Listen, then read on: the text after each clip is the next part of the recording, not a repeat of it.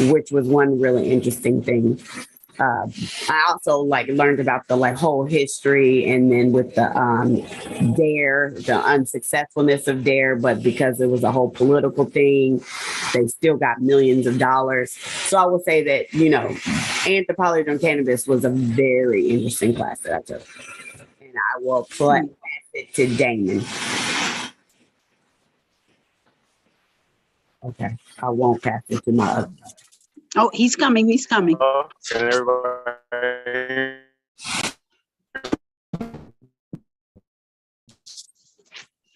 Try that again one time. Can you hear me? Yes, sir. Now. All right, well, blue 10, y'all can skip me. Pass to Miss Paulette. Did you answer the question, baby? It was so fast, I didn't hear it. I didn't know if y'all can hear me or not. I'm sorry, I'm driving. I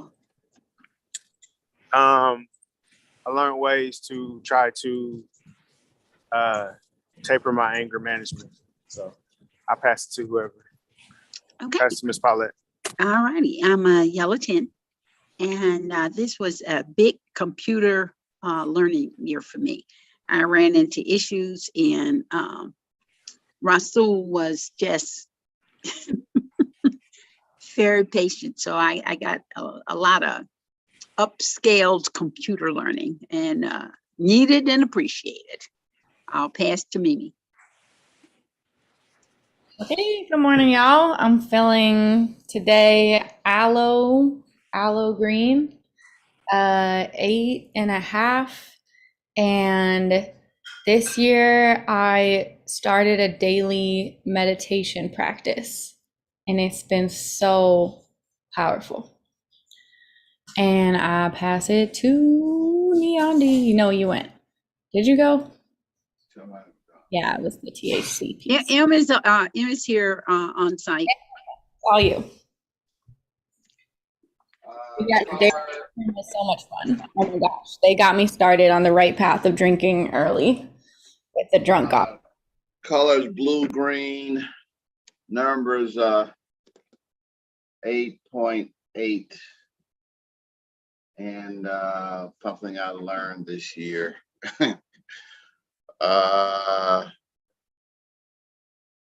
Super fast growth comes with super fast challenges. Oh, you just learned that this year? Experienced it. Oh, you experienced it. Okay. In a way differently than the first time I did. First time I did, I didn't realize that it was not rain, it was a storm. This time I know exactly what I mean, and ironically still don't know quite what to do yet. Still a work in progress. Okay. And who you want to pass it to? You've got to let's see. Oh, what happened to Jay? Well, Murdock, I guess it's all on you, my dear. Diop hadn't gone yet. No. Morning, y'all. Yeah, Murdock. My color, I did this color search because I was trying to make sure my color matched up with what y'all was talking about. I think I'm gonna choose turquoise because it says it means calmness and clarity. I always go on my walks on Saturdays. My number is probably a 9, just because, keeping it safe. But it's a great day today. It's something I learned. I learned a lot, which I'm sure all of us did. I think something I was heavily reminded of, so I might consider it a learning lesson just off the strength of what I was reminded, and just continue to protect my time, just because the energy I give is powerful. And in order for me to continue to give powerful energy, I have to be giving to myself. So again, just very, very thankful for the space, and I look forward to providing some value to you all today.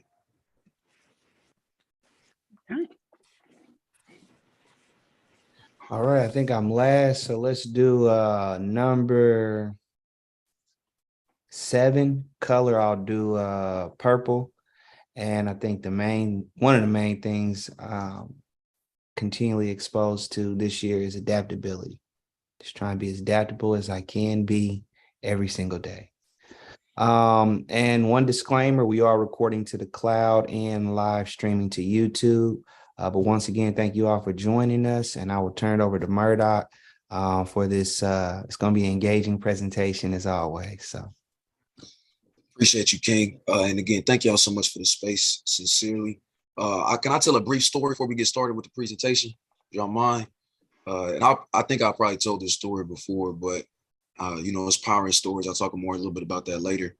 But the first time I was introduced to Kepler was when I was a sophomore at Butler University. And when I was a sophomore, I was in Dr. Jet's class, and M came and visited. I think Diop may have pulled up too, but I may have just met him around the same time. But I know M was in the class talking about Kepler, and more than about Kepler, about community wealth building. And in that season of my life, so I met like white people for real for the first time when I was in high school.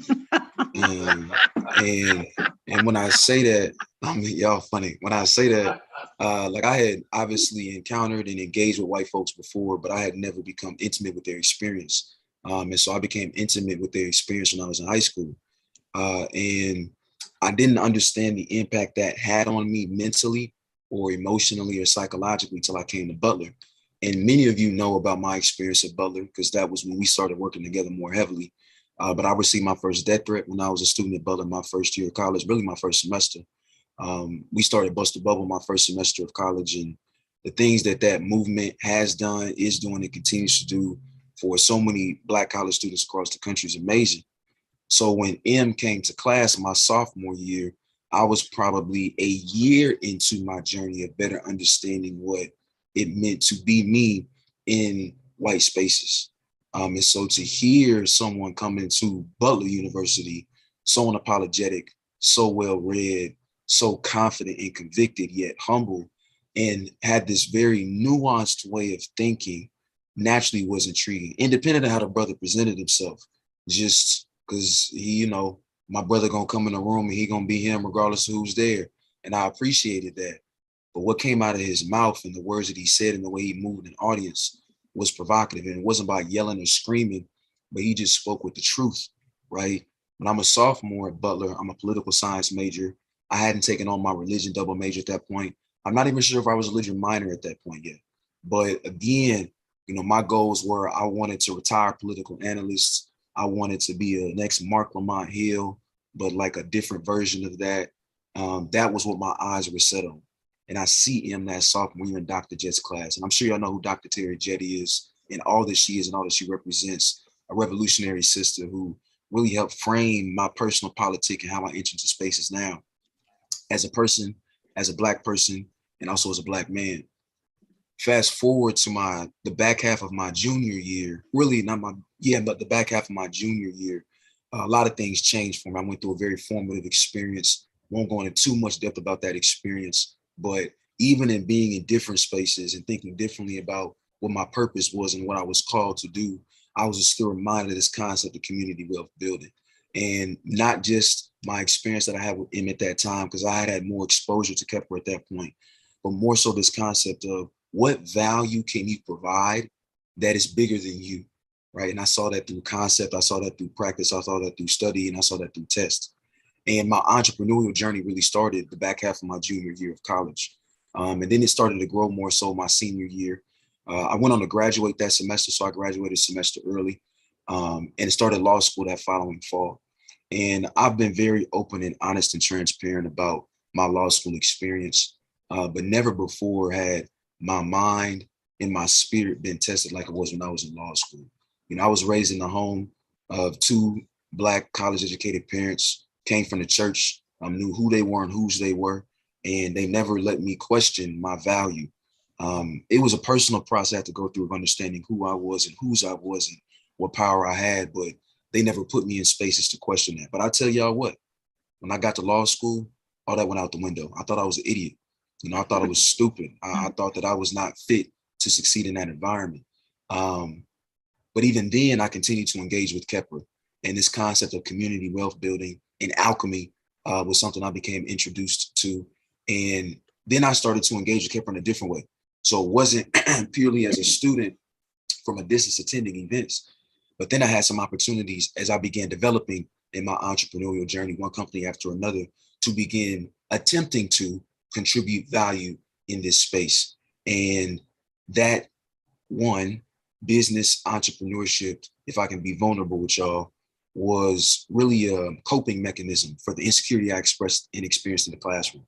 And so entrepreneurship became this escape that I'm able to articulate now. I didn't know that was what was happening then. But Kepler was there for me in that season too, whether or not y'all knew it, because it continued to be a space where you all affirmed me, right? You affirmed me when he came to my class and explained to me that Black men come in many different shapes, sizes, creeds, and colors. But also they presented themselves in different ways, and that we were powerful in all those different forms and fashions, to a point where when I started my entrepreneurial journey and I began to see community wealth building and Kepler's brand transform inside of the city, that was an affirmation. I get to law school and I feel like I'm an idiot. I start my entrepreneurial journey and I see Kepler continuing to grow and excel in ways the city's never seen before. That was affirmation.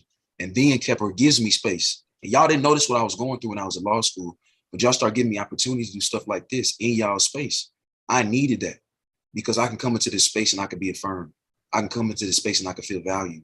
I can come into this space and people could really engage with my content and my material. And I was like, I may feel stupid inside of the law school, but I feel affirmed inside of this space. And I think if nothing else, at a root and a radical value, what is that but community wealth? And not in an instance, but along the trajectory. And now look at your boy now. You know, I've graduated from law school by the grace of God.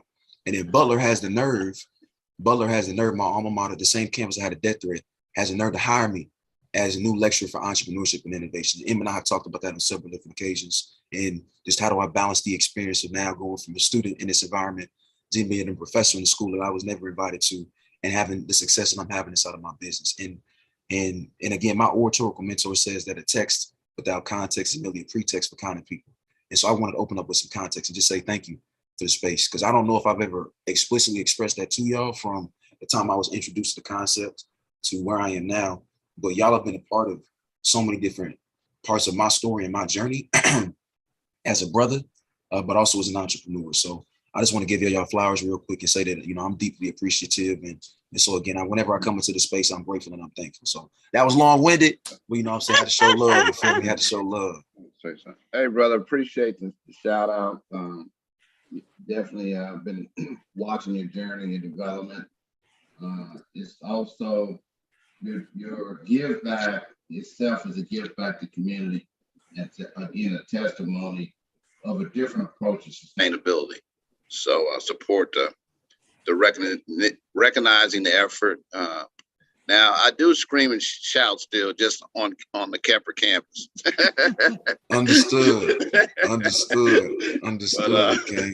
But thank you for that, and looking forward to continuing our journey together. No, for sure. And if I could just add to, thank you for saying that. And, you know, you've always added value at every step along the way, even when you were just coming in the space and bringing who you are and your energy. So just know that Thank you.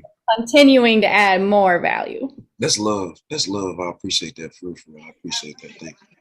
Got to say, I have just always love your workshops. They are so fun and informative. And right there for me, I was as a grassroots or as a beginner, and in whatever your workshop was, it was easy enough for me to understand on that particular level. I don't know what you were doing all up there, and I'm sure everybody got that, but I was able to come away having learned something. So this morning, I don't even have a business to make a jump for nothing, but I knew I was going to be here because Murdock was presenting. No, that's love. That's real love. I appreciate y'all for real. This is what I'm saying. I just love the space. I love the space. But hey, let's dive deep. Let's dive deep into this content. You feel me? So I say it every time. If you got a piece of paper and a pencil, you got a pen and a notepad or Twitter fingers to type fast, just make sure you tag me because y'all ain't slick. Get them out. Because, we're going to talk that talk until our school of the day. So I'm going to try and share my screen here real quick and see if I can't get it cracking. Hey, D, big dog, you mind if I can share my screen, bro? Yes, sir. Right. 1 second. Let me give you access. Oh, why you leave us on my lap? Okay. I think you should be good to go. I appreciate you, family. Yes, sir.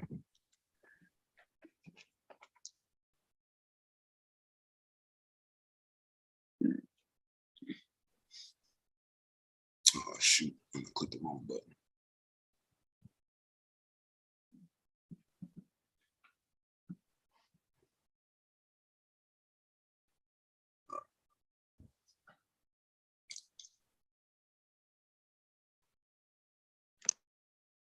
So as Miss Paulette said, I try and keep it engaging. I understand it's 10:31 a.m. on a Saturday morning. I don't know how y'all Saturdays go, but like I said, my color is turquoise. That means calmness and clarity. So I typically don't even spend space with other people. I'm typically spend space with myself in my own head out in nature. So let's make this as fun as an experience as possible so y'all can get back to y'all Saturday. So I can't see y'all's faces right now. Probably won't be able to see it for another 30, 45 minutes, preferably more like 30 than 45. So just stay in the chat with me. You feel me? Stay in the chat with me. So I want to start off. If you here, you in the space, you locked in and clocked in with me. Everybody put in the chat, making the jump. Making the jump. Today's presentation, y'all. Today's presentation is a conversation I've had a few different times before, but it's about how do we make this transition from side hustle to full-time entrepreneurship, right? So there's the side hustle. Some folks used to call it the gig economy. I don't know if that was really a culturally competent way of discussing it, and that's a different conversation for a different day. But this idea of the side hustle, y'all, side hustlers are who fuel the culture. Side hustlers are people who move us as a community forward, because we don't always have the capacity to fulfill our dreams full time for a number of different reasons, one of which being we live in a capitalistic society. It's something that full-time entrepreneurs should have if they want to maintain their mind, body, and spirit appropriately, is access to capital. And I don't have to, in this space, explain the fact that our community consistently has lacked access to capital. That's part of the reason why Kepra's involvement in leadership from a community wealth building perspective and creating opportunities for entrepreneurs to get access to capital is so revolutionary, because so many of us weren't able to pursue full-time entrepreneurship in a way that was safe, that was effective, and that was sustainable, to use M's word, was because of our lack of access to capital, amongst other things. And so right now, there's so many people that are side hustlers, and I don't like spitting statistics because we've all been seeing that statistics, but the numbers are out there that side hustlers, a number of side hustlers, especially in light of the pandemonium we've experienced for the last 2 years. It hasn't just been one pandemic, but there's been pandemics on pandemics on pandemics. So I call it pandemonium. The pandemonium that we've experienced over the last 2.5 years has only increased those numbers, right? Of people entering into entrepreneurship, starting their side hustle with aspirations for whatever reason, becoming a full-time entrepreneur. And so today I just want to give you some concrete insights. I'm gonna talk to give you concrete takeaways too on what should you consider when going from side hustle to full-time entrepreneurship. So thank y'all so much for making the jump in the chat, because that's going to be the lens, that's going to be the word, that's going to be the guiding phrase for today, making the jump. So this is a little bit about me. And again, y'all have seen me in this space a number of different times, but as a business coach primarily, right, I have one for-profit company, Murdock LLC, and I have two nonprofit organizations, the Side Hustle Economy Company and Circle City Storytellers. I serve as a lecturer over at Butler, and then in a number of different spaces in community.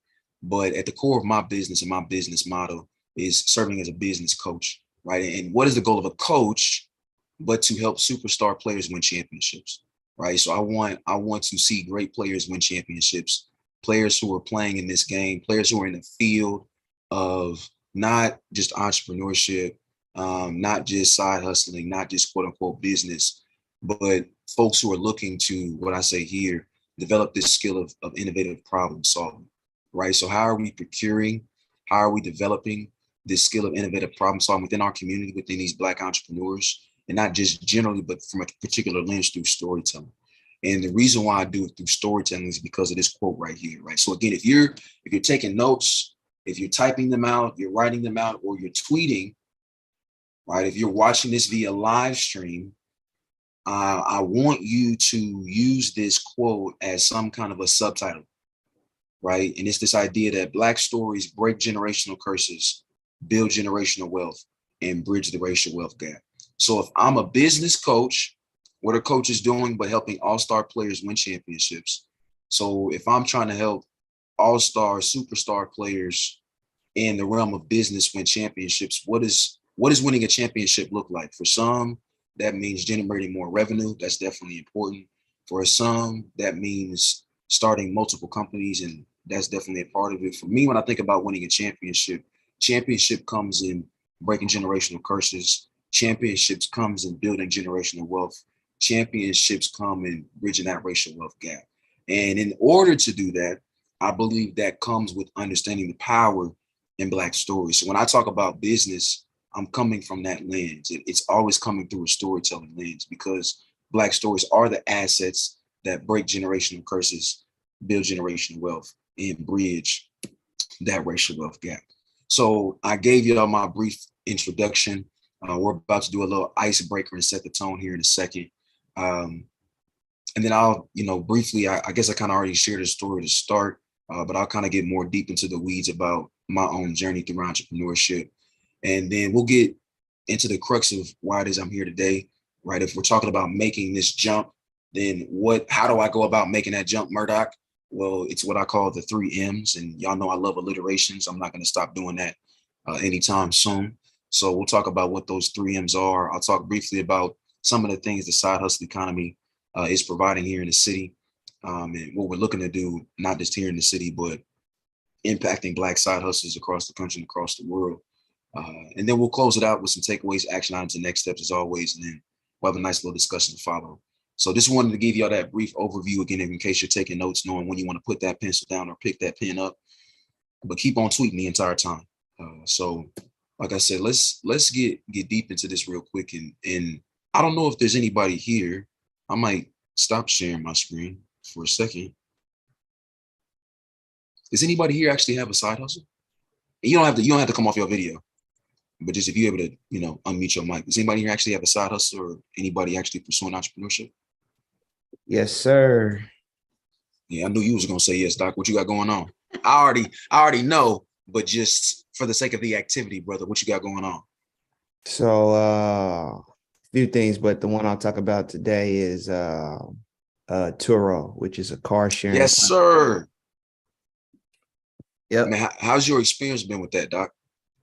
How's my experience been? It's been interesting. So I started primarily because I had a 2-door coupe, and right after I bought that car, maybe about 4 or 5 months later, found out I had a Zod on the way.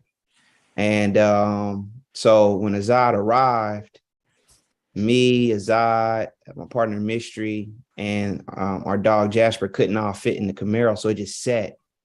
And I was going back and forth like, why am I still paying for this note? Let me just send this back. And before I send it back, Mystery was like, hey, we looked on Turo, but we've never considered to put our car on there. So I was like, all right, we could try it out. But before I tried it out, of course, I watched some nice amount of hours of YouTube video just to kind of get myself primed. And as you all know, if you are an entrepreneur, you can quickly look at, all right, what is this business model doing for others? What's the industry challenges, XYZ? So I put it on there, and it was pretty much booked 21 days out of the month. So then my gears start to turn. All right, well, how much work did I have to put into it? Very little. It's not passive, but it's not extremely active. So then I was like, all right, well, let me add another car. And then I went and got a similar car, just a different make, because my Camaro worked. Well, let me try another sports car. And that worked as well. So that was the first journey. And then, of course, you have to build the systems. So what are my monthly expenses? Then I started looking at what can I write off through taxes? And then I said, all right, well, I can do more if I'm running this through a LLC. So let me go from sole proprietor to a LLC. And then I started looking at, well, I can increase my revenue and minimize some of my expenses if I improve my credit score. And if I improve my credit score, I can then leverage business credit if I want to grow it. I haven't did those things in terms of use the credit, but I have improved the credit score. So I have the access to pull that trigger. The last thing I say is the experience is the one thing. The reason I haven't did that is because the state of the economy, the global economy. So recession, inflation. I'm not sure if how ride sharing will be impacted. So if I want to grow in it, I want to slowly acquire more debt as well as more assets, so that if it gets ugly, I'm not knocked out of the game and your business turns into you carrying this heavy weight on your shoulders, trying to figure out how to get up under being over leveraged. So that's kind of what I've experienced thus far. Yeah, I'll leave it at there. Oh, and last thing I will say is that, and I just learned a lot more like appreciation, appreciating and depreciating assets. So cars depreciate, but it's easier. So for people of color, I might not be able to go and get a mortgage and do Airbnb, which appreciates. But I can start with a car, and it doesn't even have to be a car you own. Your mama might have a car, your grandmama might have a car, anybody in community might have a car. I've been asking my auntie, she ain't bucked yet, but you know what I mean? So you can do this without even having to access or own in your name these things. So less barriers to entry. So I'll leave it at that. Hey, that's fantastic, Doc. That wasn't a master class, but man, you walked us through it, Doc. And I just got so excited just because there's so many more conversations to have, even inside of that journey. But fantastic, love that. Who else? I mean, I wouldn't say, I'm not running a business. I provide a service at a cost. And right now, I'm doing that service for about 2 different clients. I have done in the past, selling products like candles I make, soap I make, all sorts of art projects. So our next step is we will be attempting to sell some of those on the Shopify page. But currently, what I do is I search the internet and find people to provide my services to, and I do that short term. Well, not short term, but like I'm definitely realized in the long run that I am not go to the same place all day long, every day kind of person. And so I am definitely the type of person. I'm all for being committed. Like I will be committed, but I just want to come here maybe 2 days a week and go over here 2 days a week. So I'm doing that right now. But when COVID hit, it wasn't really a choice that I had. I couldn't just be bouncing from one place to another place. So I went back to the full-time thing. And it requires a lot of you. So I will say that that's what I do. No, fantastic. Understood. I love how you're delineating between the different phases and different seasons and what you do and don't like. Also being very careful about your language too. Yes, Miss Paulette. Yeah, Miss Paulette, what's up? I have a business, and it's a forever business. Mm-hmm. And it's I don't jump it off. It's a business of the heart. My husband produced those AFRI charts, and they will always be in circulation. When I die, I'll pass it on. What other people do is what other people do. But as long as I have life, those will be available. So it's a business in that, I have a website thanks to Kepper Youth. I have a website. People order them. I got an order this past week. People prepay. So when I get the order, the $10 is already there to ship it. But the business is in existence to connect and engage with others.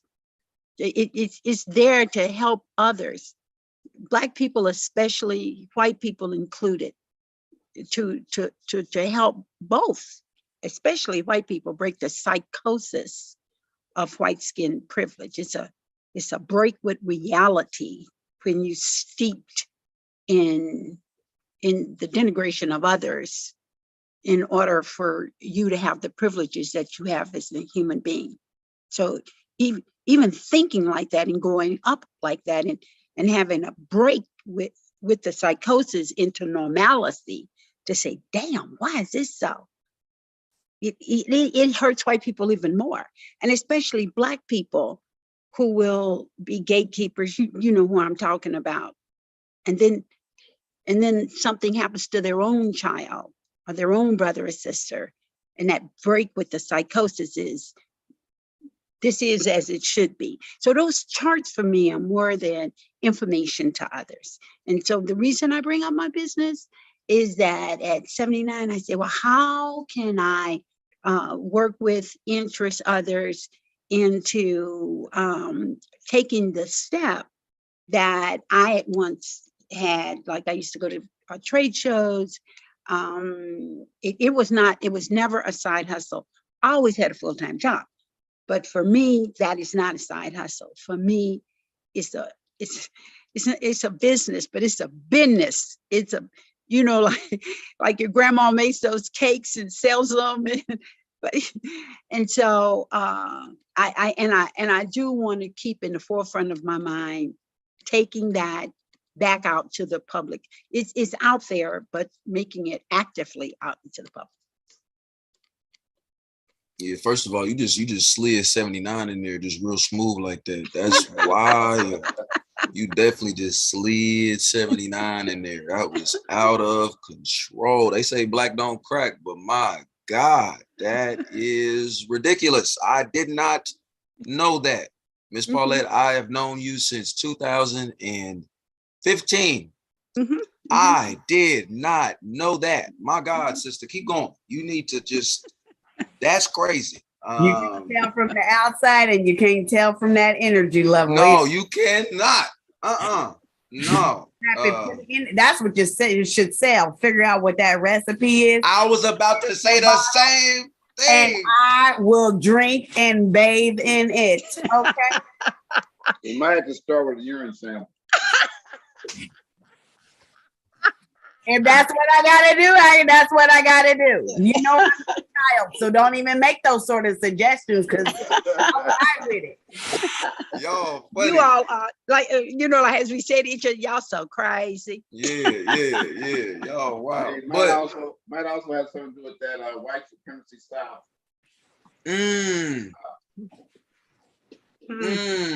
Creates a different kind of energy.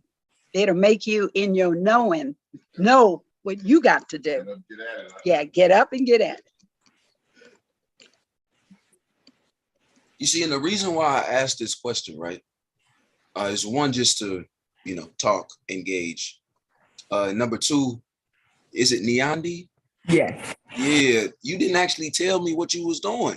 And I don't know if that's because you don't want to share because we streaming, which I understand. But and if that's the case, then that's cool. There's a reason I asked this question. No, I just try to speak in a way where even what I say, if you're not, is not the particulars, you can relate to it. Understood. It is not illegal. I have looked into something that may have be on the dark net, but I haven't got that started. If you can figure out somebody tell me how to start your fans only page, I can't see, but from the belly button down, it's popping. You are y'all are funny. Eating that cornbread and greens and Mom Paulette's greens that you right. The idea, bro. What was your service? What was you selling? I provide childcare. Okay. So I have a degree in psychology. Thank you, Diop. Yeah. He knows he gotta sometimes. Yeah. Thank you. But all right. So let's Mimi, did you want to add something? My service is I find different families that need childcare and an in-home nanny, babysitter, whatever you want to call it. But I do prefer to have like a Monday, Wednesday, Friday family, and then a Tuesday, Thursday family, and then another family for like Friday evenings or weekend nights, like date nights. So I have a whole Rolodex. Yes. People who don't know what that is, a whole run through Rolodex. Same time. You also pottery and soap, correct? Pottery, soap, candles, paintings. I probably make something else that I can't think of right now. But yeah, so that's on the other end. But yeah, that's my service. Good, good. I love that. And then, Mimi, were you gonna add something? I know you just turned your video back on. Do you want to add anything to that or no? No, just listening. Okay, cool. So the reason why I asked that question is not to get up in y'all business, but want to just make sure that this content here is going to be able to immediately apply to people who are on this call. Not just folks who are gonna watch this later, but people who are on this call right now. That's number one. Number two, Miss Paulette had mentioned something that I think was very poignant, and it's this idea that she has a business, but that's not even how she's thinking about the business, but it's more so as an active service, and it might be an active service that's generating revenue, and so she wants to label it something that someone might call it one thing, and she's going to call it something different. And I'm not in here to tell y'all what to and what not to call things, but what I do think that what Miss Paulette said that was poignant is this idea that scaling should be a decision, right? I think a lot of times we force scaling on certain people that may or may not have the capacity to deal with what it means to scale an operation. And so I think, and we're actually going to talk about that. That's one of the 3 M's, mindset, right? If you want to go from doing what you're doing to Meandi's point, a Monday, Wednesday, Friday, Tuesday, Thursday, and then date night rotation, to I'm actually have an app or a platform that is engaging multiple families every night with multiple different, babysitters or child care providers or whatever terminology might be appropriate in that situation. That's got to be a decision that we make, and not just a decision because I want to make more money, but do I have the capacity from a systems perspective, to Diop's point, but also from a mind, body, spirit perspective, because we're talking about sustainability here, to be able to do that. And so again, I think it's important to ground ourselves in this conversation about making the jump, because everybody needs to jump and everybody does not need to jump.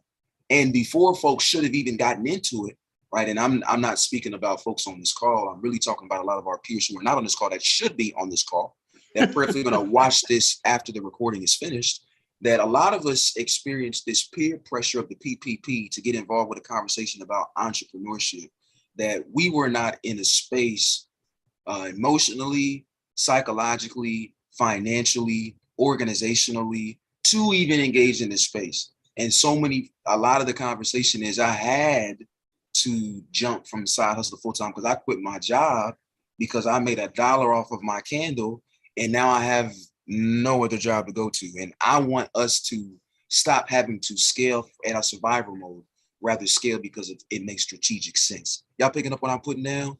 And Yeah, so I would actually think also, as it relates to that scale question, sometimes the external forces that are encouraging us to scale out of their own self-interest.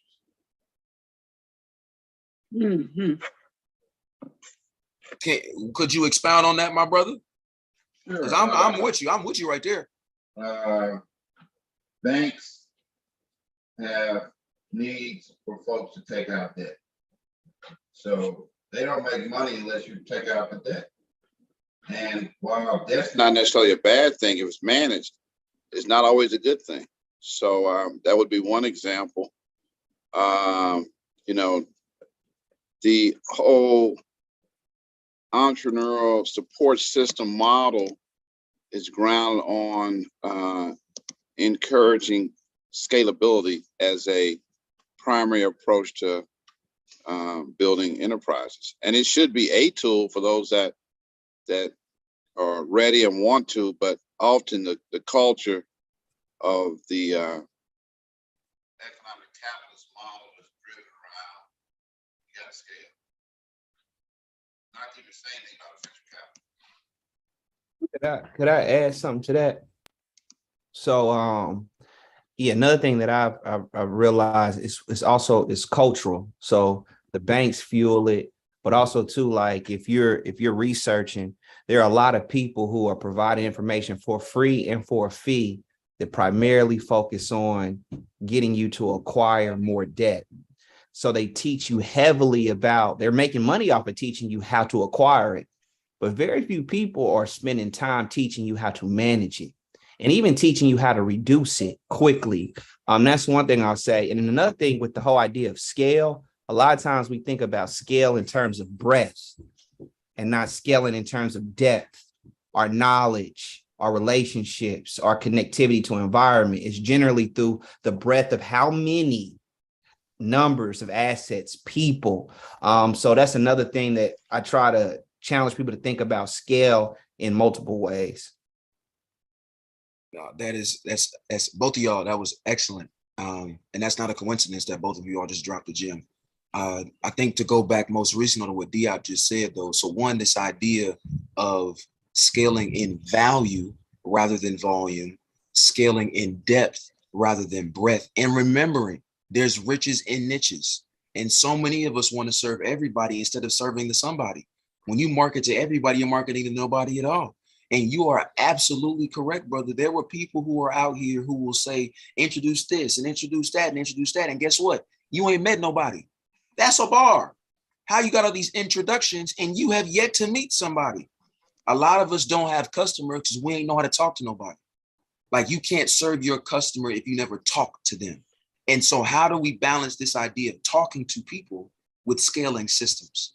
Oh, and it's predicated upon value, not volume, depth, not breadth, somebody, not just everybody.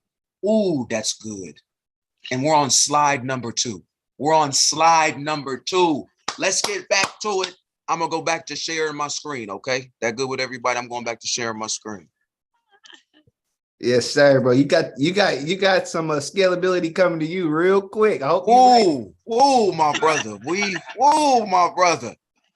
Okay. So really what I want to do, what I want to do next is so like I said, I've already laid this whole process out to y'all. I really want to jump into these 3 M's, and then I want to be able to have, because we're about the hour mark.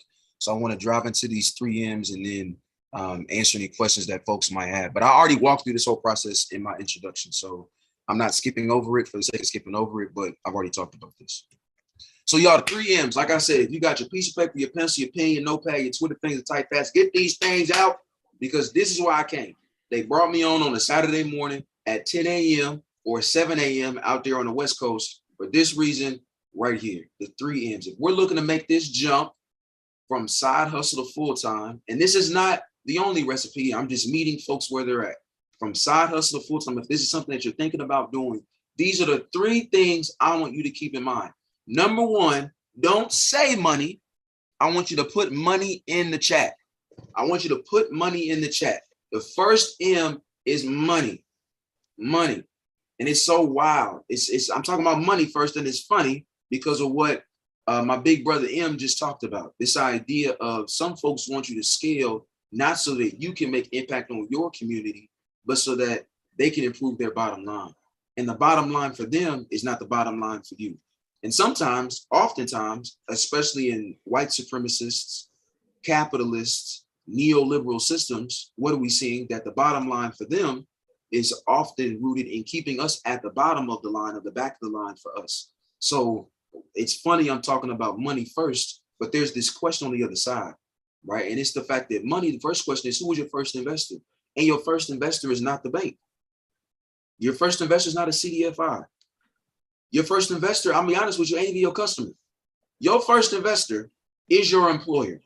The employer that you spent so much time, talent, and treasure trying to get that job. The employer that some of us went to high school, went to college, had the nerve to get a master's or a law degree, Lord Jesus, to go and get to.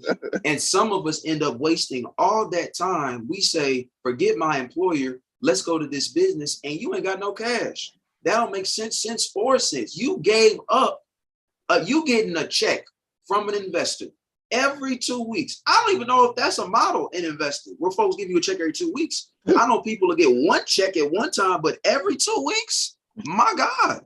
And folks, y'all are out here jumping out of the boat. They are jumping into an ocean of sharks away from the security of their yacht, the yacht being their investor. And again, we can problematize it. We're not getting paid livable wages. That's a fact. That's why we start side hustles in the first place. I'm not debating that at all. We're getting treated like less than quality on our jobs. I'm not questioning that at all. These are the reasons why we're considering leaving these places. But before you leave, we got to have a critical conversation about leverage. And to what extent are you leveraging your current opportunities, right? Because again, you're getting a check every week, every 2 weeks, or once a month, and you know that it's coming. When you jump into this entrepreneurial space, or shoot, just look at your experience as a side hustler right now. They ain't your customers if you have any on a consistent basis. And again, a whole nother conversation is like, what kind of a business model have we generated, right? Is there any recurring revenue, right? ARR is a huge indicator of whether or not a business can scale. And a lot of us don't even know how to generate recurring revenue. We haven't even introduced a subscription. We don't even have a business model that's based on subscription, or we haven't introduced a revenue stream or vertical that has subscriptions. We're just going based on how many people we can get in front of. So what I'm saying is that consistency is going to help with these other two pieces for sure. But you got to, it's going to start with money. And if you want to make that if you want to make the jump from side hustle to full-time entrepreneurship, what I'm saying is don't leave your employer. And here's why. Because here's the other part about the M, the first M. And it's so funny. M is Imhotep's nickname. And I'm talking about the 3 M's to entrepreneurship. Was that intentional? Was it not? Who knows? But I'm talking about it now. In order for you to leave your employer to pursue your side hustle full time, it's not just about not leaving them. You need to have an emergency fund. Everybody put in the chat emergency fund. Number 2, you got to put it in the chat emergency fund. Part of what this first investor is going to do for you is they're going to help you set up a fund. And for some people on a more liberal side, it's 3 months. And some folks on my side who are going to be more conservative on an effort like this, because life gets hard and I've seen life get very difficult, it's on a 9 or 12 month side. But this emergency fund is you're putting that into a savings account. Depending upon your situation, your job may or may not give you access to things like this. You're going to ask your bank about high yield savings account. You might be accruing more interest on this fund so that your money is making money while it's sitting. What I'm saying is y'all need to be at this job until you have 3 to 12 months of money set aside, so that when you make this transition from side hustle to full-time entrepreneurship, and all those great people who have been supporting your business while you had an employer who randomly seem to just freaking disappear the moment that you announce on LinkedIn or Instagram that you quit your job, they just disappear. You're going to need 3 months to 12 months of security to continue building a real business, right?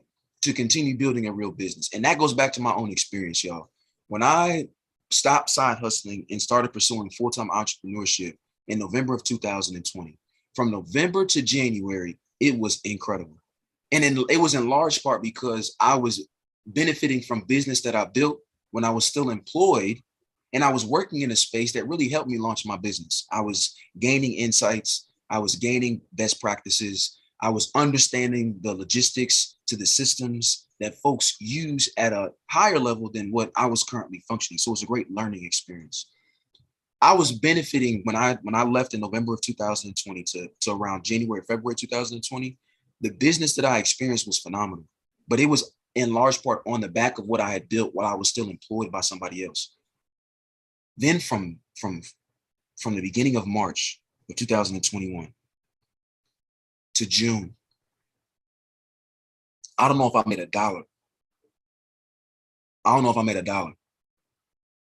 I think I was one of those entrepreneurs. I think I had applied for Kepra's, I forget the name of the fund, but I definitely applied for that because it was real. And one of the things I was thinking about in that season from March to June was, dang, I wish I had set up an emergency fund before I left my job to be able to support me in this season. Because think about it, March, April, May, June, and like I said, I went March, April, May, didn't make $1, got back to it in June. Those 3 months, imagine if I had set aside enough funds to pay my mortgage, to pay my electricity, to pay for groceries, to pay for gas, right? An emergency fund, again, I'm not setting aside money to go buy a new pair of shoes every week, to buy a new set of clothes every week. It's the essentials. It's the things you need in an emergency. Shelter, food, transportation. If I had set up 3 months of savings to continue taking care of, and that's on the liberal side of shelter, food, and transportation, my mind, I wouldn't have suffered mentally the way that I did from March to May. I wouldn't have suffered, obviously, economically like I did from March to May, but I could have actually been productive because I wasn't worried about how do I pay my bills. So I'm going to take business from anybody and everybody, not somebody, I wouldn't have made those kinds of sacrifices. And again, in the grand scheme of things, it's all my story. And my story is what's empowering people to break curses, build wealth, and bridge the gap now. But whoo, that was rough. And that was tough, not just on my pockets, but on my mind. And I'm sure that many of you can relate to this. You go through seasons of entrepreneurship where it might look sexy on social media and it might look powerful on a panel. But when you got to go back home behind those closed doors, when nobody else is there, my God, I wouldn't wish the emotions and thoughts that I had go through in my head on anybody else. That was very, very, very difficult stuff, which is why the second M is remind. Everybody put mind in the chat. The second M is mind. Everybody put mind in the chat. I cannot emphasize this enough. And again, I can be vulnerable in these kinds of spaces because I consider Kepra community my community, because I consider myself a part of the Kepra community. The places my mind has went on this entrepreneurial journey, I've experienced high highs on the mountaintop. I mean, I could see the city. I could see the world. The vision was clear. It was phenomenal, but my God, I have experienced the lows of the lows, the lowest of lows. And I've been in some low points before, but I ain't been as low as they've been in these last 2.5 years. That is not a joke. And I don't care. You could have all the money in the world, but sometimes it's not about I can't pay my bills. But a lot of us have unconsciously placed our value in what we sell. We placed our value in how many people come to the event and buy tickets. We placed our value in how many people are wearing my shirt and purchasing my shirt that I see when I go out to a party, when I go out to a function. A lot of us have placed value in how many people listen to my voice when I go and put up this podcast based on these views. A lot of us have put value in that. And so you can have the money, but if your mind ain't there, I don't know what good it's going to do for you. Because there's plenty of people who are making it make sense, C-E-N-T-S, but they ain't making it make sense, S-E-N-S. And their mind is going nuts while they making that money. I'm not going to throw out no names right now, but I know we know a couple of people who are making global news because they might be making it make C-E-N-T-S, but they have lost their mind. And I'm arguing that they've lost their mind because they lack community. I argue that they've lost their mind because they've lacked community. They tried to jump. They've made this jump, this quote unquote leap of faith, and they made that leap without a community who will help them when they hit rock bottom. Are y'all picking up what I'm putting down? In order to make the jump from side hustle to full-time entrepreneurship, it's not just about money. It's not just about leveraging your employer, who is your first investor, to develop an emergency fund, 3 months to 12 months of funds you need to take care of shelter, food, and transportation. It's also about community. Who are the people who I can text? Scratch that. Who are the people who are going to text me when they know something is off? When they know business ain't booming? When they know I'm questioning, did I just make the worst decision of my life from going from a consistent paycheck to not knowing when my next dollar might come? We need community who is going to affirm us. We need community who is going to remind us that you have not made a stupid decision. This is simply another step in your story. So after we've got the money, okay, the money is what? This emergency fund. This emergency fund that's going to do what? That's going to provide us 3 to 12 months, 3 on the liberal side, 12 months on the conservative side. Most folks, I would argue, to find somewhere in the middle of funds we need to take care of shelter, food, and transportation. So that when you deal with the reality of entrepreneurship, that I don't care how great your business model canvas, your lean canvas is, I don't care how extensive your business plan is, I don't care how much you can talk about your customer, give a name to your customer, I don't care how well you know your product or think your quality of your product is the bomb.com, the best in the market. You got to actually sell to people. And people are very interesting because they don't make any sense at all. But you need them to generate revenue. You need them to be able to pay your bills. And when people ain't making sense, because we don't even understand ourselves, how you expect to understand people enough to get them to buy your stuff consistently? that's a plan, right? That's going to be step number 3. Don't leave your first investor. Have that emergency fund in place. That's money. And then it's mine, right? Who is the community that is going to remind me of my value, and that my value doesn't come from this business. It comes from my purpose that I might be bringing to life for other people through my business, who are going to remind me that I didn't just make the worst decision of my life. This is just another step in my story, right? This community is going to keep my mind in a space where I'm not questioning my value and my potential, but I'm consistently working towards my goals, my visions, my objectives, which are all written inside of a plan. Okay. The final M is map. Everybody put map inside of the chat. You need a roadmap. If you want to go from side hustle to full-time entrepreneurship, you need a roadmap. I've done another session for Kepler where I was talking about, I think I was talking about, it may have been, what was I talking about? It was lean canvas and business plans. I think I was talking about that. And that was back when I was still in law school. I think that's what it was. But I do know on one of these workshops, y'all, I began talking about this. I was breaking it down, the nuances of a business model. And I, in essence, translated this hyper-technical, quote unquote, business language into something that was more culturally competent way that we actually engage in how we talk as a people, right? And in this conversation, I think it may have been about the marketing element of your business plan. I was talking about its relationship to purpose. And I go into this whole conversation about purpose. Direction is what fuels purpose, and purpose is what leads and guides you towards your destiny. And there's a lot of people who practice patience and they are persistent. So they have a desire and they're instituting discipline, but they have no direction. So what they really have is their foot on the gas, and that odometer, the miles are going up, okay? And the gas is leaving the tank, but they're going absolutely nowhere. And it's because they're either in park or they're just driving in circles around 465. They just don't know where it is they're going. And they don't know where they're going because they lack purpose. They don't have purpose because they lack direction. Why do they lack direction? Because they don't have a plan. Because when you have a plan, right? Remember MapQuest? Everybody talks about Google Maps now. But do y'all remember MapQuest, right? And you used to be able to say and before there was a MapQuest, there was just a map, right? There was the map. So we went from maps to MapQuest to Google Maps. And on this map, this MapQuest, this Google Maps, you used to be able to say, I am on the Kepler campus right now, and I want to drive to,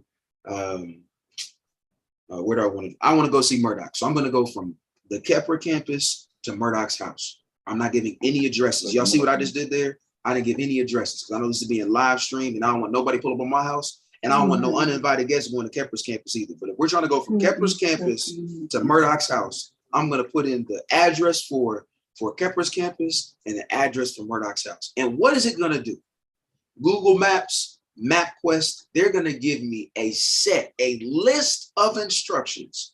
Turn right here, turn left there, go certain miles east, a certain number of miles west.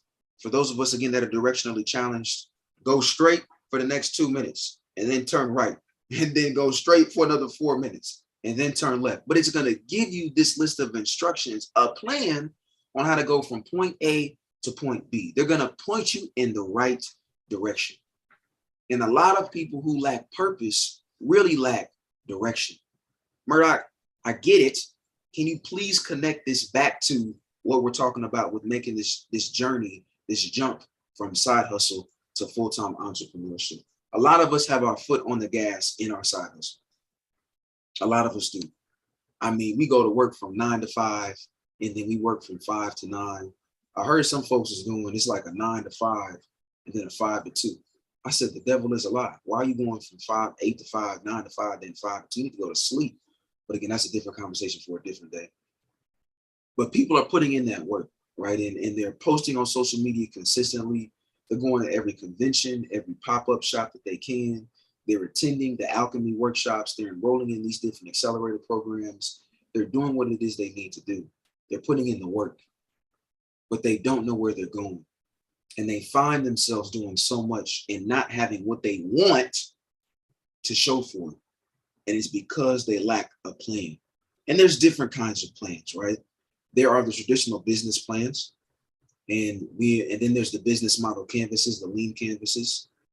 Something I talk to a lot of folks about. I write these all the time. I'm actually writing a lot of these right now. I do it every Q4. I talk about strategic plans, right? And we leverage the most analysis. How do we align the mission objectives of a particular entrepreneur or business with some strategies and tactics so that they can accomplish their goals, right? There's so many different kinds of plans. And independent of what we're talking about, a strategic plan, a lean canvas, or a business plan, my whole point is you need a plan, because we've all heard the quote, if you fail to plan, then you plan to fail. And a lot of us are putting in too much work to plan to fail. And that's what you're doing when you lack a plan. You're putting in all this work. You're going to sleep late and you're waking up early, but you lack a plan. And so what you're doing is you're putting yourself through turmoil. You're putting yourself through tense situations. You're putting yourself through trial and error only to fail because you don't have a plan. And so before you make this jump from side hustle to full-time entrepreneurship, you've got to ask yourself, what is your plan? And yes, get a strategic plan. Create a business model canvas. When it's time to do it, because you got some investors who are not that employer because you're leaving them, you have some other investors, yes, get that other business plan prepared. But it's not just about those plans, those formalized plans that you can present inside of a workshop or inside of a boardroom. But it's also about a mental plan. What is it I want to accomplish, right? Behind every enterprise that Kepler develops, behind every business that Kepler helps to boom or build, behind every social entrepreneur that Kepler empowers, guess what? Kepler also understands that there's a bigger picture here. And it's about how are we explaining, how are we operationalizing, how are we bringing to life, edifying this concept of community wealth building. There is this plan behind the profit that the businesses that Kepler is building. There's a plan behind that, right? Yeah, Murdock LLC, my coaching company, yeah, we are looking to develop the skill of innovative problem solving in Black entrepreneurs through storytelling, for sure. Through the Side Hustle Economy Company, we're looking to empower Black side hustlers to achieve their entrepreneurial dreams through exposure, education, and equipment, for sure. Through Circle City Storytellers, we're eliminating all barriers to Black stories being told by putting Black stories on beautiful stages, for sure. That's great. That's great. But y'all know the plan behind this, right? When Murdock wakes up in the morning and goes to sleep at night, what does he start his day off thinking about? And what does he dream about once his eyes close? It's this plan about liberation. I'm building a Black liberation ecosystem. I want Black folks to stop thinking that liberation is a dream, but we can actually experience that. And as a matter of fact, we do experience right now in instances. And I would love to be able to systematize those instances. But it starts with people understanding it's not this fabric of our imagination, but it's something that people are creating in reality right here and right now. That's my plan. How am I building an ecosystem that once you walk into that space, once you engage that ecosystem, you experience freedom for the first time? I want my customer, her name is Ariel. I want my customer to experience freedom. I want that sister to experience freedom. That's the plan. And that plan again comes to life through, marketing campaigns, products and services, and partnerships and collaborations and customer analysis and segments and channels and all that stuff, right? But the plan is liberation. And before you make this jump from side hustle, your 5 to 9, to really doing this 25/8, right? Where folks is calling you at any hour, you may not pick up the phone. They're emailing you at any hour. You may not always respond to the email, but where you're now available to your customer at any and all times. Before you make that jump, understand your plan. Because if you lack that plan, you're going to put yourself in a position to break down your mind, your body, and your spirit. Because you don't know what the heck it is you're doing it for. And you end up going from telling your customer what value can provide to your customer telling you what time you need to wake up and what time you need to go to sleep. Scratch that, because we are in the business serving our customers, the investors. You end up bending over backwards for the same white supremacist system with a different face. And what I'm saying is we don't want to go from one form of slavery to another, right? How are we getting closer and closer, again, in my situation, to freedom, to Kepra's situation, generating wealth for our community and for your business, whatever that is, that requires a plan. So I'm landing my plane here, y'all. If you want to make that jump from side hustle to full-time entrepreneurship, there's 3 M's I need y'all to keep in mind. And what are those 3 M's, Murdock? Excellent question. It's money. All right. Who is your first investor? That's your freaking employer, y'all. Okay. Your investor is your first, and your employer is your first investor. And what are you leveraging? What are you gaining from that first investor? What's the outcome? What's the deliverable? It's an emergency fund. 3 to 12 months or sometime in between of money, of cash that you can use to take care of your shelter, your food, and your transportation. Okay. Number 2, mindset. All right. You need community.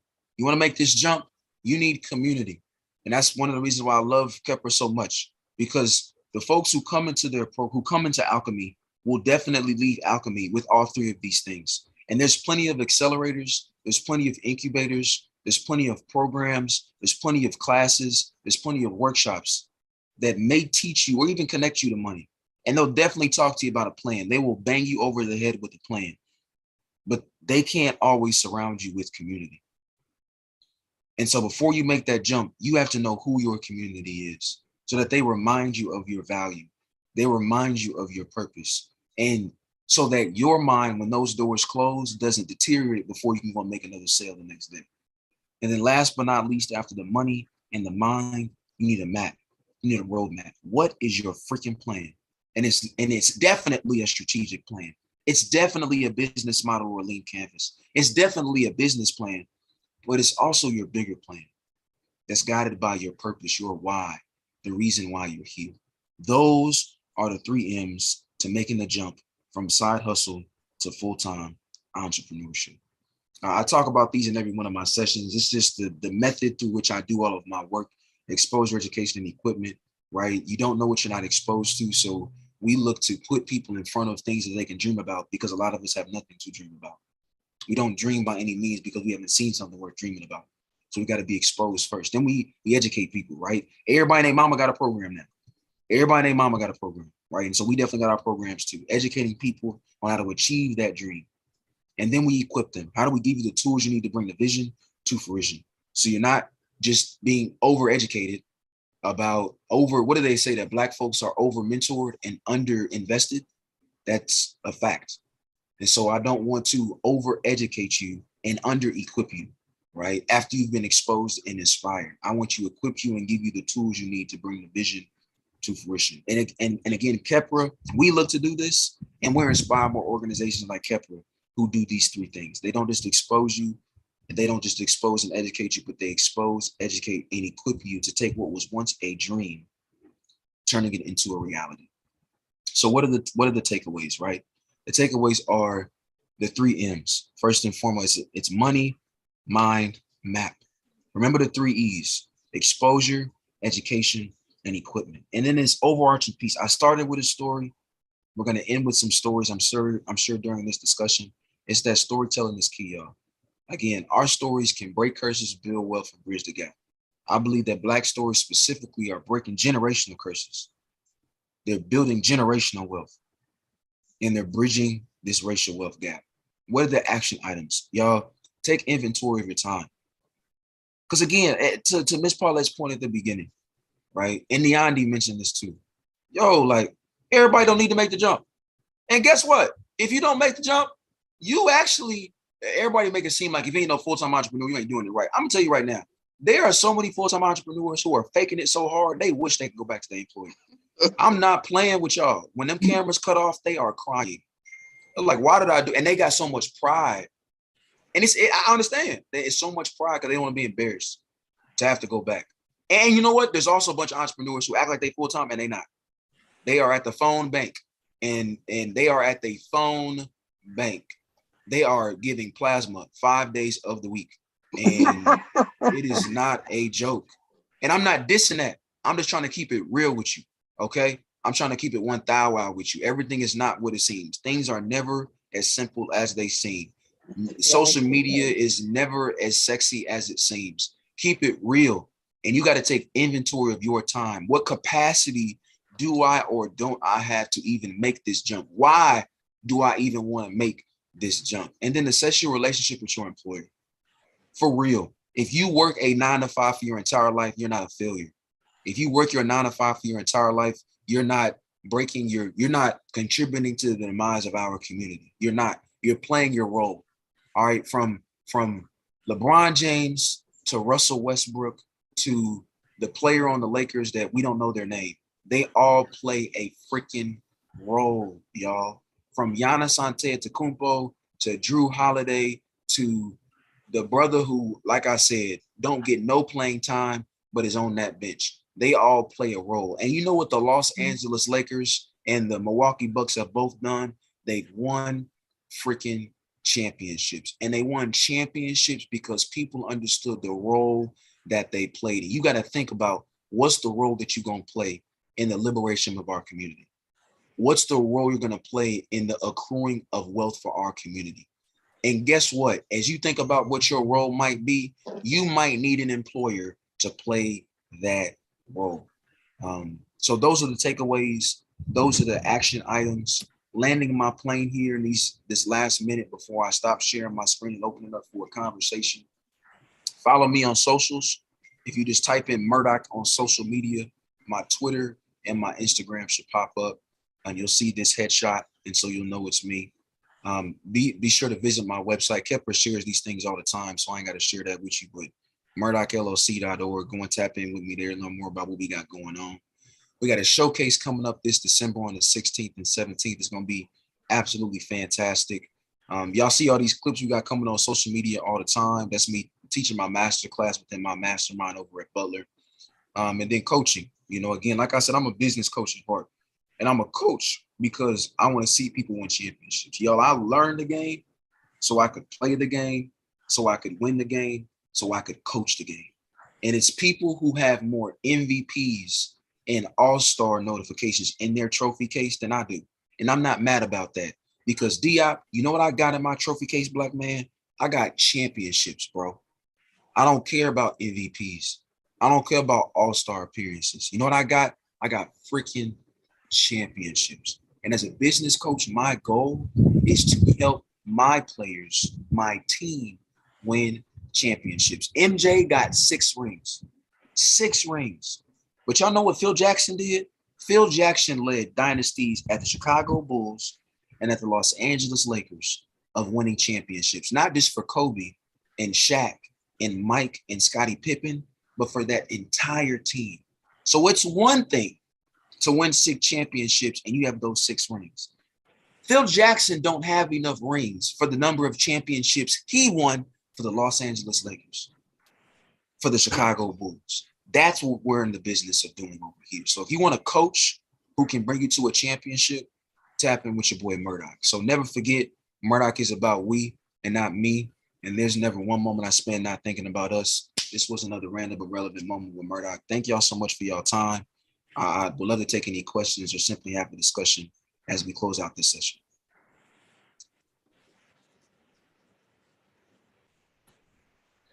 All right, well, thank you. I know we got some questions. I know some people just ready to just get at it. Well, I guess I'll ask this question. What about for people who want a side hustle that may not be something that's as popular in our community? Mental health. So, like, how do you, I guess essentially coach someone whose dream or passion is for any field that may not be culturally or, societally acceptable? I guess that's my question. I love that. I freaking love that question. Let's go back to something that Diop talked about before. This idea of how do we scale in value, not volume? How do we scale in depth, not breadth? How do we There was another quote in there, and I'm forgetting the other one. But that right there, I want to lean into that. So number one, businesses who serve everybody or the most popular person isn't always the business that generates the most revenue. And what I'm in the business of, system, we talk about winning championships. Again, I don't know what a championship is for you, but I can definitely say for the people that are currently on my team, the people that I'm currently coaching, we're trying to break curses, build wealth, and bridge the gap. When you lack access to capital in a capitalistic society, you will always feel and be treated like a lowercase letter. So I'm in the business of helping my clients make money. And it's not make money so they can quit their job. It might just be money so that you can continue working a job you love, that gives you health insurance. But then you also have this passive piece that you can create a trust for your children. Or you can set it up so that your kids have a situation where they ain't worried about the same thing you was worried about. You picking up what I'm putting down? So here's what I'm talking about. In order to do that, it don't have to be sexy. In order to do that, everybody ain't got to like it. Somebody got to like it. And then we figure out, how do we curate a business model that gives us the value that we want from the person who needs what we have to provide, right? If I go back to, I put that little, I don't know if I was even on the slide for long enough, but I said that's takeaways and action items. I had that little like graphic on the right side. And it said, want to make money, provide value. How do you provide value? Solve people's problems. It ain't even got to be our people's problems. It's just got to be a person's problem. And here's the thing, that's twofold, right? I'm getting excited. I'm gonna stop yelling. I'm getting excited. So we're gonna bring the volume back there. Two-pronged. Number one, when we think about how do we provide value by solving people's problems, we first have to ask ourselves, I'm not a civil engineer, that was my dad. I'm not a mechanical engineer, that's one of my best friends. I'm a reverse engineer. So I always think about, I don't lose because I'm operating from the finish line. You can't lose if you're starting from the finish line. So I think about, what do I want to get out of this thing? So let's say I want to provide value. I want to generate revenue from something that my people don't think is sexy. That's fine.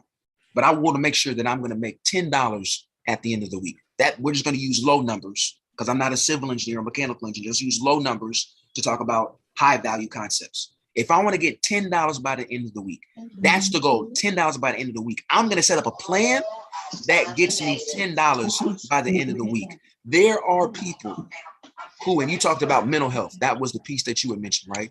There are people who are in a situation who want to fix their minds, and they need to have their minds fixed. They are ready. They are waiting. They have something in their hand, this value that you're looking to gain because of this problem that you're solving for them. Our goal becomes, how do you all meet and start having conversations? And there's too many people who are talking not to the person who wants to be right here.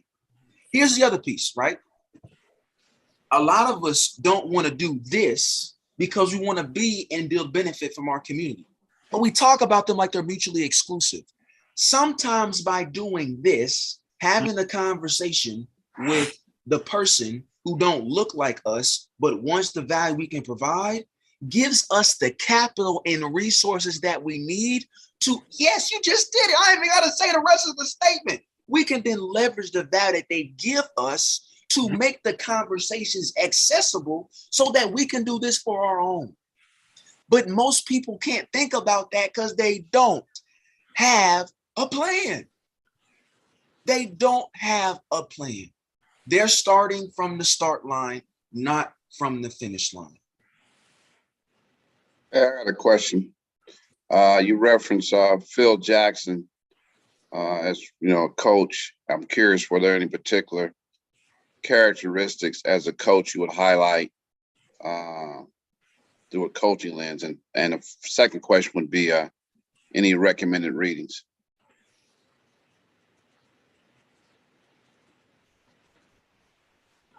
I think he froze momentarily. Hopefully the Matrix will release him. There's no island. I need some music to play when people freeze. Like, You want me to sing? no. I'll take the silence music. Yeah, wait.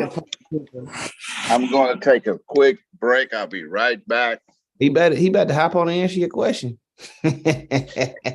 That's how it works. I'm sorry. Then they come back. Nah, you go ahead, Pops. It's recorded. I don't mind. I can pee on myself. Please don't.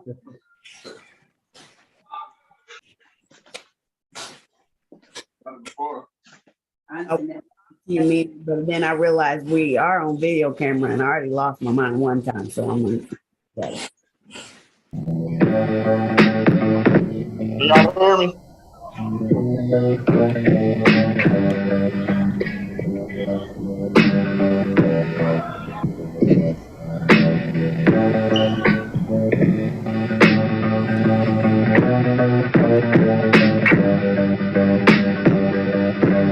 There's something in the air that makes me wanna get closer to you.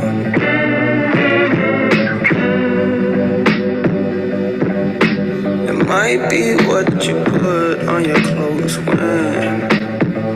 I'm gonna pause it because I have no idea what the song says because I thought I was playing a different song. It was like I don't know what it's going. May not be acceptable. Who it was is, The artist is Q, just the letter Q. okay. Murdock said his internet went out. He's trying to hop back on. So Okay. Well, cool. I got places to go. I think it's and if it, oh, here he is. Bingo. All right, there we go. I was just joking.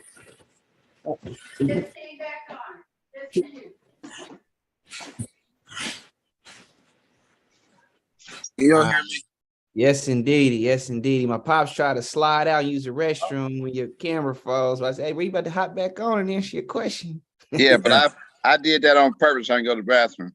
You put him froze on him. freeze. Oh, Yeah, you froze him. Oh, okay. got some special technology I'm testing out. Might even turn into my side hustle here soon. You a funny guy, man. You a funny guy. I got the freeze button. Yeah. You need to take a trip to the restroom, hit the freeze button, go and come back. Yeah, that's That's I don't know how much. Were you able to catch his question? No, man, I ain't hear none of that, Doc. I ain't hear none of that. Okay, sure. I'll replay it. Phil Jackson as a coach, any characteristics about Phil that you would highlight that led to him being such a championship producer? And then the second question was, any recommended readings? Yep. Let's go recommended readings first. I just finished this. I've already promised somebody this book. But I just finished State of Emergency by Tamika Mallory. I think it's important to read from people who are like doing it right now, not just people who did it quote unquote way back when, because especially people who are well read and are informed by a struggle, their struggle, and the struggle. And I may not agree with everything Tamika said in the book. I think I do generally agree with a lot of what it is she had to say. And she may not even understand the concept of community wealth building, but I do know that this is a sister who is committed to community. And I do know this is a sister who is proximal to community, which means she's proximal to the problem. And I think she did a great job of talking about her story and about her experience in the space. And there's something to learn from almost anybody. And like I said, I would recommend that because I just finished reading it, and it was written in a way. Again, she's not an academician, and nor is she like a scholar activist, but she's a sister with a story who's unapologetic about sharing it and stands on what she believes. And I think that there is truth and value in that. So State of Emergency by Tamika Mallory, and the foreword was done by Angela Davis, who we understand is an icon, a scholar activist for many different reasons, but also Cardi B, who was the same in her own way. And so State of Emergency by Tamika Mallory, I just finished reading that. I would challenge y'all to go and read that too. It's a very easy read, and she's chopped it up into great chapters in different parts of the book. But let's go back to Phil Jackson. The one thing I say about Phil Jackson, it's about system building, right? So Phil did not just have great players, and he did. He had Kobe and Shaq. He had Kobe for sure. He had Mike and Scotty, and just great teams in general. But Phil Jackson was also a systems thinker. he was able to institute an offense on both of those organizations that, independent of who was in, it could run, it could be successful. And I think that's just important, right? Again, when we talk about this concept of scale, whether we're talking about scaling in volume or scaling in value, scaling in breadth or scaling in depth, what's important is system, because we cannot scale if we don't have systems. Systems are what empower us to be able to scale, because systems take people out of the equation. It's funny, systems take people out so that more people can be impacted. Ain't that powerful? Once we finally remove ourselves, we can do so much more for people. And there's so many people without themselves, their pride, their ego, their own experiences get in the way of empowering others to experience freedom. And what Phil did with setting up systems, setting up offensive systems that each of those teams could see success for, was powerful. Number two, something else that Phil did, and when you watch what documentaries, yes, when you watch The Last Dance, he also talked about that too. What he did with mindfulness practices, he instituted, I don't know if he did it with the Lakers, but I know he definitely did it with Chicago. He instituted mindfulness practices, which again, I'm not the mindfulness guru. I do meditate and I do I have mindful moments throughout the day. Shout out to Balance Period. And, I do pray, and y'all know about all that. But I think that's something else that was important too. And Phil understood that we cannot be more effective players on the floor if we first are not playing this game of life more effectively. And in addition to that, how do we apply the game of basketball to winning in the game of life, right? And a lot of his players didn't just win championships on the floor, but they won championships in life too.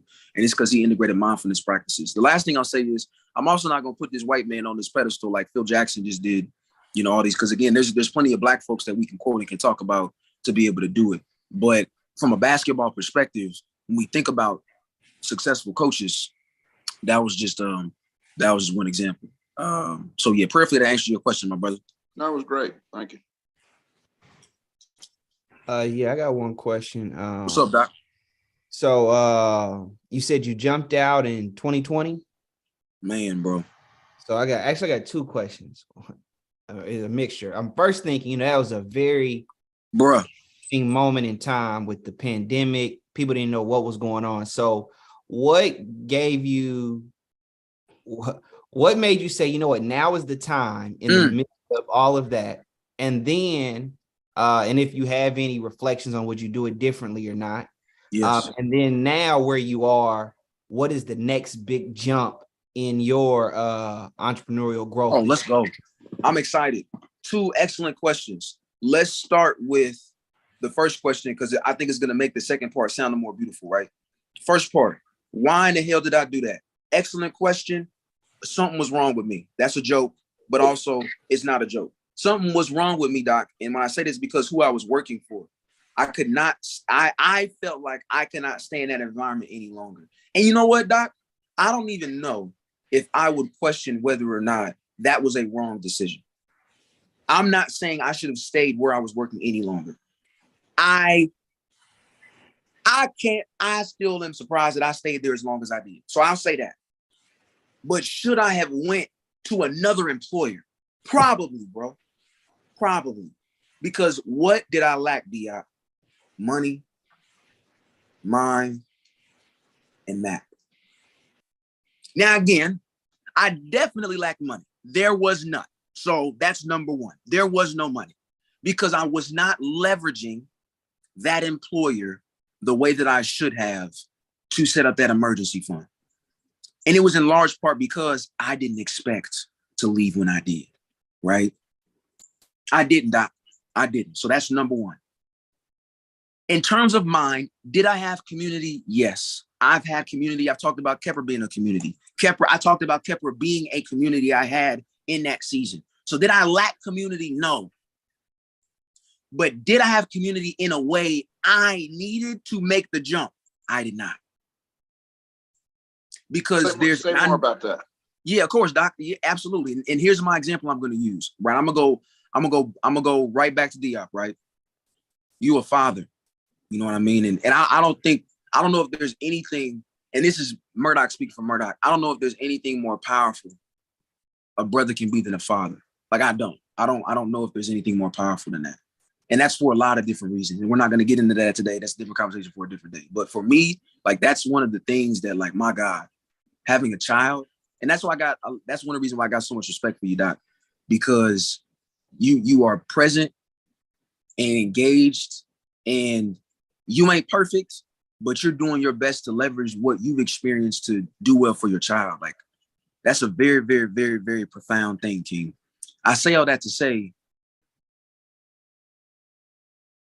man, there's going to be certain challenges that you're not even comfortable vocalizing. Like, yeah, you're a creative entrepreneur as well, Diop. So there's going to be times when you make a song, brother, you like, hey, this joint is busting. My goodness gracious. For example, most recent single and that video with my boy Double A, fire. Okay, I haven't got to tell you that yet, so I'm letting you know now, fire. But everybody might not feel that, stream that, play the video the way you want to, right? You talked about your journey in Turo, right? It's a blessing to hear you went from a 2-door to 21 days to 2 vehicles. I love that for you. That's phenomenal. But even in that season, you experienced conflict, challenges you had to navigate. But I'm sure at certain points you were comfortable, at least with certain people, talking to about, all right, how might I go about navigating this more effectively? But man, there's going to come times where you're dealing with a situation with your son. You like, yo, I'm not even in an, and again, I'm not saying you're not, I'm speaking from my perspective. I'm not projecting this on you, but you made me thinking about where I am emotionally, from an intelligence, from a vulnerability perspective, on my own journey as a brother. There are things that I need from people that I'm not even comfortable asking yet. Yeah, can I slide in on that piece? Yeah, please. And Pops, you asked this question, right? Yeah, I'm curious on the community. Murdock said the community side was not where he would have liked it to be when he made the jump. So, Yes. yeah, that's the nature of my question. So yeah, one thing that you were just touching on, Murdock, that I think is interesting is how the way in which you view community impacts what you can receive from it. So like, if we take my own personal example, I share some things about Turo, but not really a lot. People have to ask me what's going on. And that's a couple reasons. Now, I do share with some other people in depthly, but yeah, there are different layers of vulnerability. And I think the older you get and the more comfortable you get with community, the more vulnerable you get with almost all information. That's one piece. There's another piece, and I'm not sure how it impacts others, but sometimes I like to test things out on my own. It's not that I'm not going to share it or I won't expose it, but sometimes I don't know what it is, but I like to get smacked around with some of the consequences firsthand. So the challenge with that sometimes is that you don't get to lean on the community wisdom to sidestep some of those learning curves. Some of the benefits with that approach is, if you're a true entrepreneur and you're resilient, it's gonna stick. You're gonna have that whiplash on you.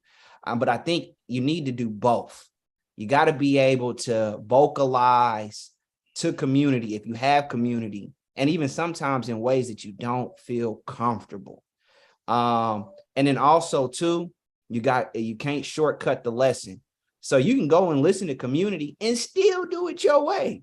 Yep. And environment tell you, nigga, you wrong. You feel me? So it's an ebb and flow thing. But one thing I will say is that when you do get in hot water, I'm the type of person, if I get in hot water and that heat gets turned up, I'm picking the phone up. Now they may be like, "Oh, you always call me when it's dire," and I'm like, "You right, but thank you for picking up. Can you help me problem solve this?" Because my arrogance or my lack of vulnerability has created these circumstances, but I'm still willing to learn from them collectively. So that's kind of what I would say. Let me add on that too. And then part of it just, we growing up in a culture where, at least for men, the idea of asking for support and leaning on others is problematic. It's tied to how often we see our manhood. Right. But I do think it's a balance between, you learn the most through through failures. Mm, You know, you don't learn you can't, some of these lessons you can't get from a YouTube video. come on, Doc. But you got to balance the lesson with the journey, and it's you know it's day by day kind of approach to balancing the practice with the reach out. And just listening to you, I would say, for example, now of course I, like you, when I left out of a very well-paying job back in the day because I couldn't do it no more. And so but at any rate, I would say, hindsight being 2020, if you look, say, I got to get out of here in 30 days and I don't have the bank and I need 3 months, you could start with just, hey, call your community up. Hey, man, I'm trying to raise up enough money to get me through for 3 months. Mm-hmm. Drop something in this fund. And your community is already wide enough and deep enough where I think, looking back, you could have done that without the challenge of that stress. But you learn as you go. Exactly. So And that you all said that so much more succinctly and effectively than I did. I probably got lost in the sauce there, started talking about other stuff, trying to make the point, being too metaphorical. That's Butler's fault. But but hey, man, it was Butler's fault and you had to pay for it. it's business. But really, just going back to answer Dion's question, this idea of like, why, was I ready? Why did I make that decision? I said there was something wrong with me. The piece that I lacked all three. And one of the things that I said after the money piece definitely wasn't there. It was the community. And part of the thing about community, again, that M was mine. And it's not just community reminding me, was my mind in the right place to make that? Exactly. My mind wasn't in a place to say, I can call. To your point. Yeah, I had plans. I could call my pops. What we talking? And if he only knew, man, because we do documentaries, right? He learned so much about me through those documentaries. He like, you did what? You went what? He's like, why didn't you call me? But I'm like, just call your pops. So stop saying. But I'm trying to answer the question through story, right? So I didn't have money. I didn't have the mind because I wasn't engaged with my community in the ways that I could have been to make that jump. And then, but I was always a planning brother. I always got a plan. And because the difference between a boss and a bum is not position, it's the ability to make a play. And my mama didn't raise no fool. And so I'm gonna always have a play. I'm gonna always know how to make a play. And plays make plans. Plans are the product of a number of plays. And plans give us insight on how to make play. And you can't win championships without making plays on the offensive and defensive end. So that was kind of where I was, brother, to answer that first question. And then would I have done anything different? For sure. I would have likely found another job before I made the jump. And if nothing else, I would have leveraged that job to get those 3 M's. If I only knew those were the 3 M's, right? Part of what you just said, M, was you learn most through failure, not through victory. Now, in my vernacular, I don't even use that term. I don't even use the term loss, but that principle is true. I just call them learning experiences. Like, there's more value gained through a learning experience than walking into a room thinking you know everything. Because what is that but a fool? A wise person is the one who understands how much they have yet to know. A fool is the one who thinks they know it all. And I refused to walk into a room as a fool. And I made a lot of foolish decisions when I made the jump. And I couldn't even swim in real life. Right? So those are the things I would have done differently had I known.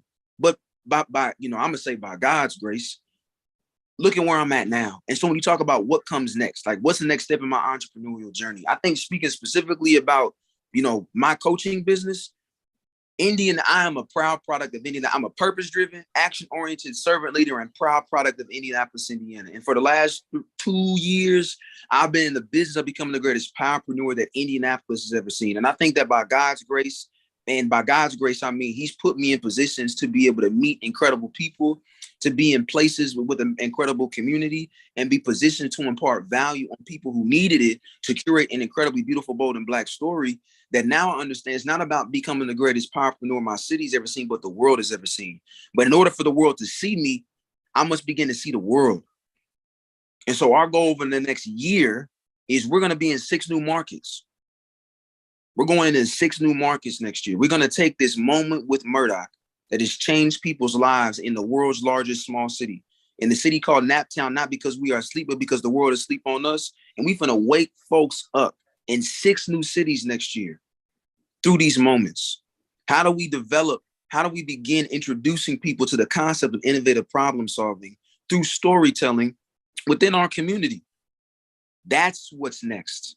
And that's so beautiful to me. It may not be beautiful to anybody else, but it's beautiful to me, not because we're going to generate more revenue, not because we're going to get in front of more people, but because there's going to be folks whose problems are solved that have been plaguing them for so long on the back of experiences that came from stuff like this. So yeah, man, that's what comes next. And I couldn't be doing that had I not gone. I've gone through what I've gone. You go through what you go through to get to where you're meant to. And next year we're meant to hit 6 new markets. But I couldn't have had that vision had I not gone through that season in November of 2020 or 19 or 17. Does that answer your question, King? Yes, sir. I really do appreciate the answer, and just everything you've brought to this, and what you've been doing, period. But I just want to say, is there any other questions that anyone else has before we conclude? I'm curious, is Damon still on?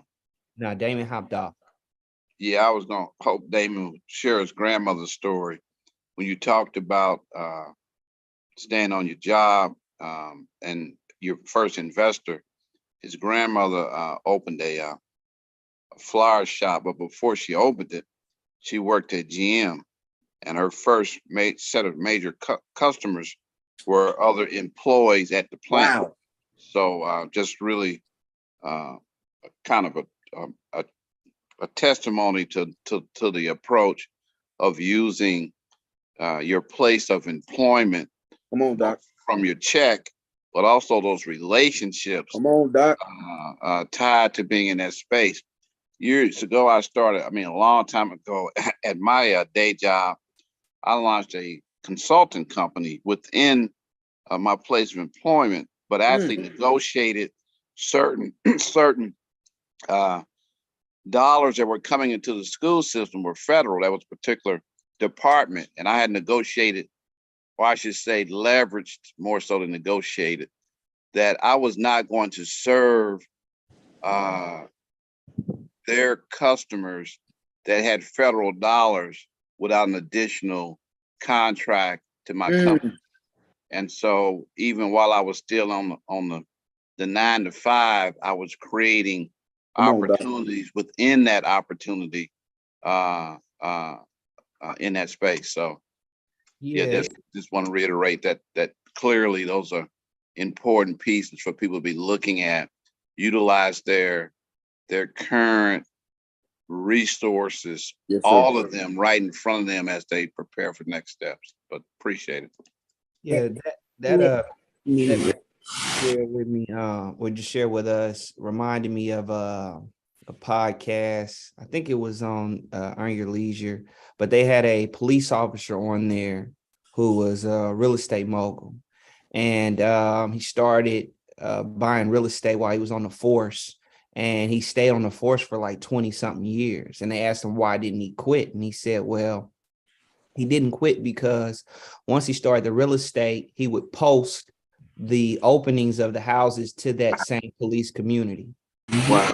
Him and his wife opened up a daycare. And who filled the spots in the daycare?